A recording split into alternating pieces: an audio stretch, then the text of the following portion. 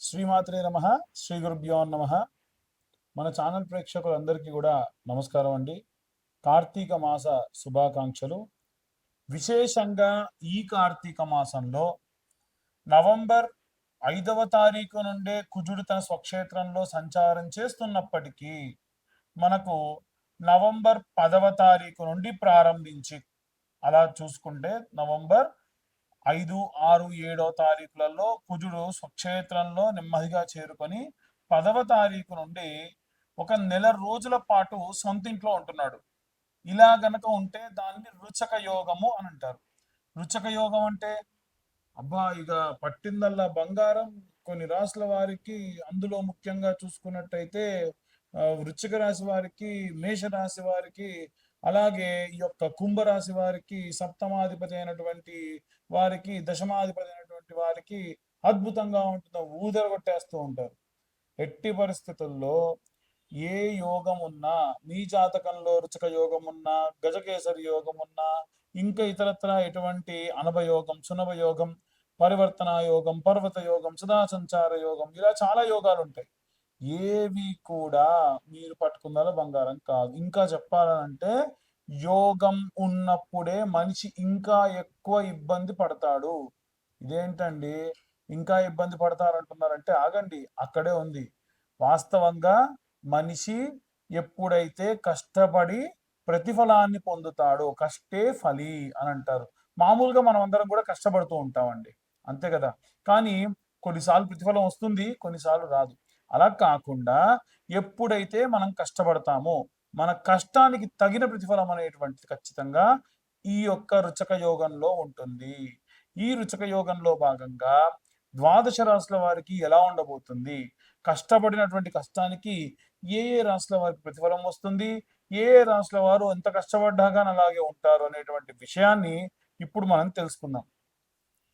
తదుపరి సింహరాశి. సింహరాశి వారికి సంబంధించి లగ్నాత్ కేతుగ్రహ సంచారం, అలాగే 12వ స్థానంలో గురువు. మరి ఈ రచక యోగం అనేటువంటిది యోగిస్తుందా లేదా అనేటువంటి విషయాన్ని ఇప్పుడు మనం తెలుసుకుందాం. ముఖ్యంగా చూసుకుంటే కేతువు తన యొక్క తన యొక్క సింహరాశిలో సంచారం చేస్తున్న కారణం చేత విపరీతంగా భయము, ఆందోళన, మతిమరుపు, గుండె సంబంధితమైన, వెన్ను సంబంధితమైన ఇబ్బందులతో బాధపడే అవకాశం కనిపిస్తూ ఉంది. అలాగే 12వ స్థానంలో గురుగ్రహ సంచారం చేస్తున్న కారణం చేత ఎప్పుడు కూడా గురువు 12వ స్థానంలో ఉంటే మంచి అవసరమయ్యేటువంటి ఖర్చు ఉంటుంది. ఖర్చు ఉంటుంది ఖచ్చితంగా, దాంట్లో సందేహం లేదు.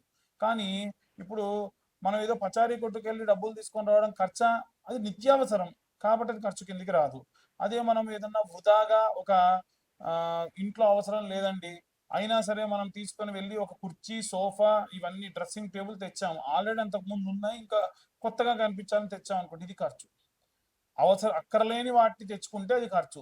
అలాంటివి కాకుండా పిల్లల చదువుకు ఖర్చు పెట్టడం, పుస్తకాలకు ఖర్చు పెట్టడం, బంగారానికి ఖర్చు పెట్టడం, ఇవన్నీ కూడా ఏంటంటే ఖర్చే. కానీ వీటి వల్ల మీకు ఫ్యూచర్ అనేటువంటిది ఖచ్చితంగా ఉంటుంది. ఇది సింహరాశి వారు చేసే పని అన్నమాట. కాబట్టి వీరికి తృతీయ స్థానంలో సూర్యుడు, అలాగే శుక్రగ్రహ సంచారం. శుక్రుడు ఎప్పుడు కూడా 3వ స్థానంలో అనుకోని రీతిలో వీరితో ఆ వీరి యొక్క ఆపోజిట్ జెండర్ అంటే ఆడవాళ్ళైతే మగవాళ్ళు, మగవాళ్ళైతే ఆడవాళ్ళతో కమ్యూనికేషన్ స్టార్ట్ అవుతుంది. మాట్లాడతారు, పరిచయాలు ఏర్పాటు చేసుకుంటారు, రిలేషన్షిప్ లోకి వెళ్తారు. కొంతమంది ఏంటంటే సర్టెన్ రేంజ్ వరకు దాన్ని ఆపేస్తారు. ఇంకొంతమంది ఏంటంటే కొనసాగిస్తూ కొనసాగిస్తూ ఏదో ఎఫైర్ లాగా వెళ్తూ ఉంటుంది. అది మీ జాతకంలో ఉన్నటువంటి శుక్రగ్రహ సంచారాన్ని బట్టి మనం ఇంకా అనాలిసిస్ చేయొచ్చు. అలాగే 3వ స్థానంలో ఉన్నటువంటి సూర్యుడు కూడా ఏంటంటే రాజకీయ నాయకులు ఇప్పుడు చాలా మంది మైకుల ముందు పట్టుకొని తండ్రి పేరు తాత పేరుగా, తాత పేరు తండ్రి పేరుగా, అంబేద్కర్ గారిని పట్టుకొని అంబేద్కర్ అని ఇంకేదో మాట మాట్లాడడం, ఇలా మాట్లాడుతూ ఉంటారు కొంతమంది. అవి ఎందుకు అలా తప్పుగా మాట్లాడతారంటే 3వ స్థానంలో గనక సూర్యుడు వక్రం పొందుంటే కమ్యూనికేటింగ్ విషయాల్లో రాజకీయ నాయకులు తప్పుగా కమ్యూనికేట్ చేస్తారు. ఒకటి మాట్లాడడం, నాలుక తడబడడం, ఇలాంటివి జరుగుతూ ఉంటాయి సాధారణంగా. ఇది కారణం అయి ఉండొచ్చు. కాబట్టి 4వ స్థానంలో బుధుడు, కుజుడు ఇద్దరు కూడా సంచారం చేయడం కారణం చేత బుధుడు 4వ స్థానంలో ప్రాపర్ కమ్యూనికేట్ రిలేటెడ్ ఇష్యూస్ లో ప్రాపర్ గా ఉంటాడు. కానీ 4వ స్థానం కుటుంబ సభ్యులకు సంబంధించి కాబట్టి, ఆరోగ్య సంబంధిత విషయాలు కాబట్టి, ఇంట్లో ఎవరికైనా జ్వరము, ఉష్ణం వల్ల ఇబ్బంది పడడం లాంటివి జరిగే అవకాశం ఉంటుంది. ముఖ్యంగా చూసుకుంటే సింహరాశి వారికి అష్టమ శని, శని చండాల యోగం. దీని వలన గతంలో వీరికి యాక్సిడెంట్లో ఇంకేదన్నా అవ్వచ్చు. కానీ శని ఎప్పుడు కూడా ఎండింగ్ స్టేజ్‌లో, అంటే అష్టమ శని ఎండింగ్‌లో ఇది శని తిరోగమనం రిలేటెడ్ ఇష్యూస్‌లో కూడా ఉంటుంది కాబట్టి కొంత మంచి చేసే అవకాశం కూడా ఉంటుంది. ఎలాంటి మంచి చేస్తారండి అంటే ఏదైనా సరే వస్తువు మార్చడం. అంటే అంతకుముందు నాకొక బైక్ ఉంది. ఆ బైక్‌ని అమ్మి అదే ధరకు ఇంకా మంచి బైక్ కొనుక్కోవడం. ఇల్లుంది. ఈ ఇల్లు తీసేసి ఇంకొక ఇల్లు కొనుక్కోవడం. లేదా ఒక ప్లేస్ నుంచి ఇంకొక ప్లేస్‌కి మారడం. 2 ఆల్మోస్ట్ ఒకేలాగా ఉంటాయి గానీ, మారినటువంటి ప్రదేశంలో కంఫర్ట్ జోన్‌ని వెతుక్కోవడం. బయట జనాలకేంటంటే అసలు ఇతనికి ఏదో ఇబ్బందుండి పాపం గతంలో నుంచి ఇక్కడికొచ్చేసాడు అనేటువంటిది అందరూ అనుకుంటూ ఉంటారు. కానీ వాస్తవంగా కారణం ఏంటంటే, వీరి మనస్సు పరివర్తనని కోరుకుంటూ ఉండడం అన్నమాట. సప్తమ స్థానంలో రాహు భార్యాభర్తలిద్దరి మధ్యలో గొడవలు తీసుకొచ్చేటువంటి దానికి కారణం అవుతుంది. జాగ్రత్తగా ఉండాలి. అనవసరంగా వాగ్వివాదాలకు వెళ్లకుండా ఉంటే మంచిది. ఇన్ని డీటెయిల్డ్‌గా నేను చెప్పేది గోచార రీత్యా చెప్పే విషయములు మాత్రమే. డీటెయిల్డ్‌గా జాతకం గురించి కావాలనుకుంటే మీ పేరు, date of birth, time, place కింద ఉన్న నంబర్‌కి వాట్సాప్ చేయండి. డీటెయిల్‌గా రూ. 2025 తీసుకొని 60, 70 పేజీల్లో జాతకం మీకిచ్చి, జాతకం గురించి మాట్లాడడము, కావాలంటే మీ వాయిస్ రికార్డ్ కూడా, అంటే ఆడియో కూడా రికార్డ్ చేసుకోండి అంటాను. ఎందుకంటే ఇప్పుడు కాదమ్మా, మళ్ళీ ముందు ముందు 80 సంవత్సరాల వరకు కూడా నేను చెప్పినటువంటి జాతకం మీకు వర్తిస్తుంది కాబట్టి ఇక నాకు ఫోన్ చేసే పని లేకుండా అది వింటే సరిపోతుంది. ఇక అన్ని వర్గాల వాళ్ళు ఏ రెమెడీస్ తీసుకోవాలి, ఏ మంత్రం చదవాలనే విషయాన్ని ఇప్పుడు మనం తెలుసుకుందాం.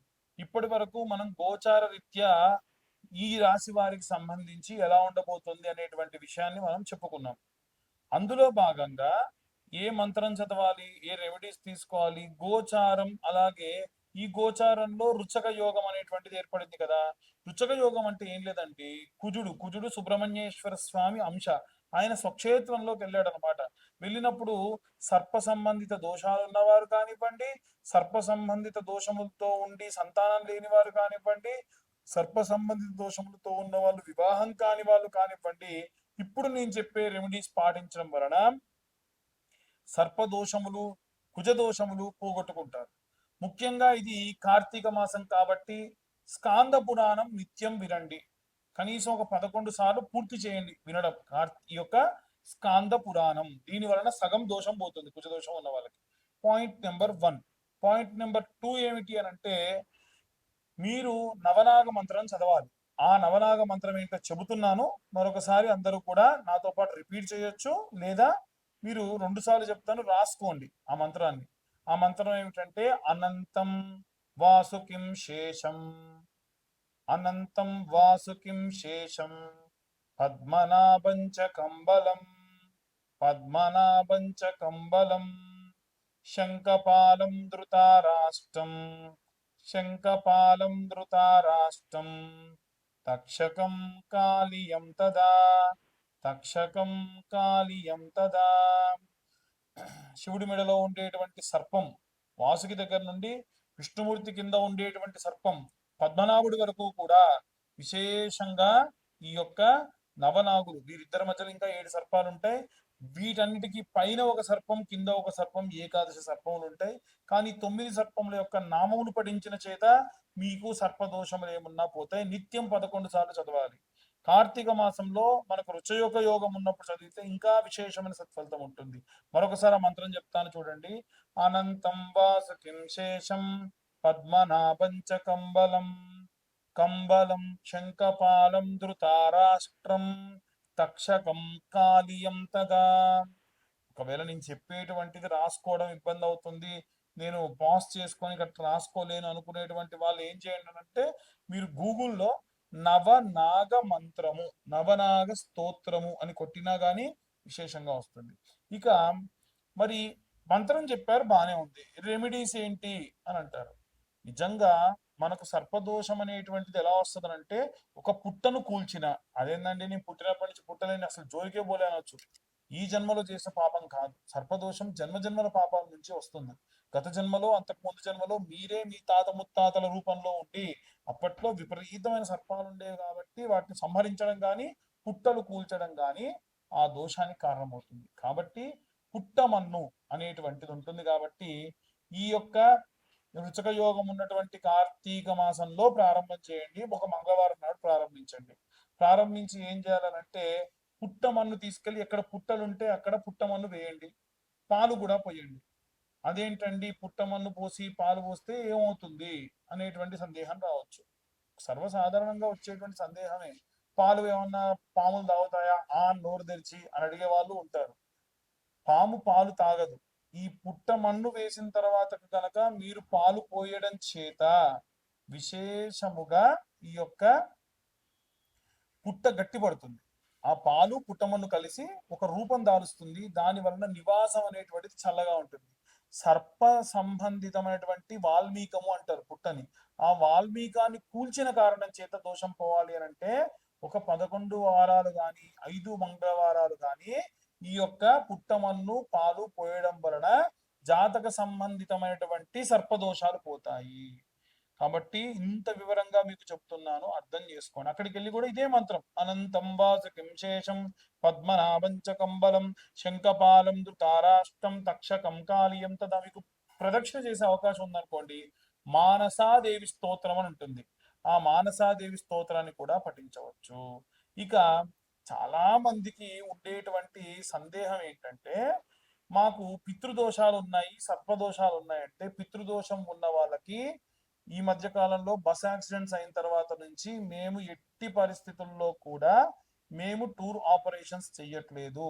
కాబట్టి మీరు సొంతంగా మీరు ట్రాన్స్పోర్టేషన్ త్రూ గోకర్ణం వస్తే వచ్చిన తర్వాతకి మిమ్మల్ని రిసీవ్ చేసుకోవడం, మీకు ఫుడ్ అకామిడేషన్ అన్ని కూడా పుణ్యాశ్రమం ఈ యొక్క రాజగోపాల్ గురువు గారి యొక్క ఆశ్రమంలో పూజాది క్రతువులన్నీ నిర్వహించడం జరుగుతుంది. మీకు ఫుడ్, అకామిడేషన్, అలాగే పూజ సామాగ్రి అన్నీ కూడా మేమే అకామిడేట్ చేయడం జరుగుతుంది. ఇవన్నీ కూడా ఏంటంటే గోకర్ణ క్షేత్రంలో పుణ్యాష్టమంలోనే చేయడం జరుగుతుంది. కాబట్టి చాలా మంది 12,000 కదండి అక్కడికి వెళ్తే మీరేంటి 21,000 అంటున్నారు. అక్కడ పూజా సామాగ్రికి 12,000, పూజకు 12,000. మేము చెప్పేది రెండు కలిపి ఫుడ్ అకామిడేషన్ కలిపి మీకు మొత్తం పూజ పూర్తయి అక్కడికి వెళ్ళేంత వరకు కూడా 21,000 రూపాయలు ఛార్జ్ చేస్తాము. అక్కడ జరిగే పూజలు గణపతి పూజ, వసురుద్ర ఆదిత్య స్వరూపంలో ఉన్నటువంటి ఆవాహన, మోక్షనారాయణ ఆవాహన, మోక్షనారాయణ హోమము, తిలా హోమము, ప్రాయోచిత్త తిలా హోమము, అలాగే మోక్షనారాయణ బలి, త్రిపండి శార్దము, పంచమ పిండాలు, దశమ పిండాలు, అలాగే సముద్ర స్నానము, ఇవన్నీ కూడా ఏంటంటే ఈ పూజలో భాగంగా చేస్తారు. పితృదోషం ఉన్న వాళ్ళు ఇలా చేయించుకోవచ్చు. సర్పదోషం ఉన్న వాళ్ళు ఇప్పుడు నేను చెప్పినటువంటి రెమెడీ పాటించవచ్చు. దయచేసి జాతకం కోసం ఎవరైనా కాల్ చేయాలంటే మీ పేరు, డేట్ ఆఫ్ బర్త్, టైం ఉంటేనే కాల్ చేయండి అమ్మా. లేకుంటే ఇప్పుడు నేను చెప్పిన మంత్రం చదువుకున్నంత మాత్రం చేత జాతకం రీత్యా ఉన్న ఇబ్బందులు పోతాయి. పూర్తి జాతకం కావాలనుకుంటేనే మీ పేరు, date of birth, time, place కింద ఉన్న నెంబర్కు వాట్సాప్ చేయండి. దయచేసి మా ఛానల్ కి వేరే వాళ్ళు తీసుకొని వీడియోస్ కాపీ చేసుకొని ఇష్టం వచ్చిన థంబ్నెయిల్స్ పెట్టి నన్ను, నా పేరుని డ్యామేజ్ చేస్తూ ఉన్నారు. దానికి నేను స్వతహాగా కారణం కాదు. ఎట్టి పరిస్థితుల్లో ఈ ఛానల్ థంబ్నెయిల్ కి వీడియోకి సంబంధం లేదన్న భావం వస్తే ఆ ఛానల్ ని రిపోర్ట్ చేయండి. నన్ను మాత్రం టార్గెట్ చేసి కాల్ చేసి ఇబ్బంది పెట్టొద్దు. సర్వే జనా సుఖినో భవంతు. స్వస్తి.